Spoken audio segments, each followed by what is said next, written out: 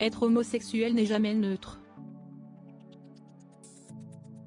Porteur du très controversé projet de loi sur la réforme des retraites, Olivier Dussopt s'est exprimé, pour la première fois, sur son orientation sexuelle lors de son interview au magazine LGBTQ+ Têtu, paru le 24 mars.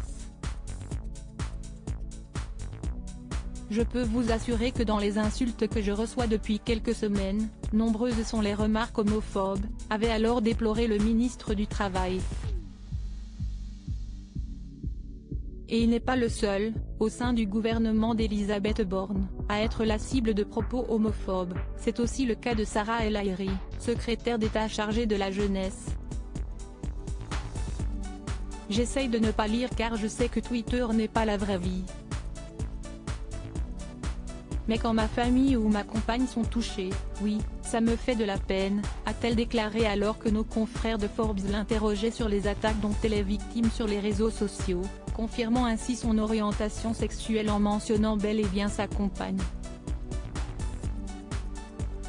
Si elle s'est justement avouée peinée des attaques à l'encontre de cette dernière, Sarah El Haïry a toutefois évoqué une sorte de risque du métier. Oui, ça me fait de la peine. Mais j'ai fait ce choix de l'action publique, a-t-elle ainsi confié. Avec cette discrète déclaration, comme s'il s'agissait, à ses yeux, d'un non-sujet, la trentenaire est la première femme ministre, en France, à révéler son homosexualité. Gabriel Attal, Olivier Dussopt.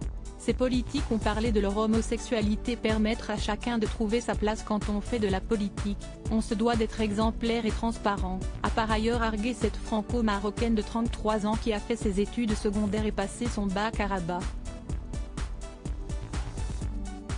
Et d'ajouter, avec conviction, ma mission, c'est de permettre à chacun de trouver sa place.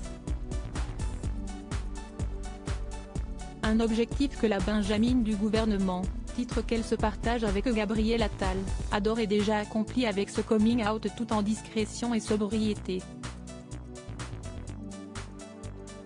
Article écrit en collaboration avec 6 médias. Crédit photo, Stéphane Le Mouton.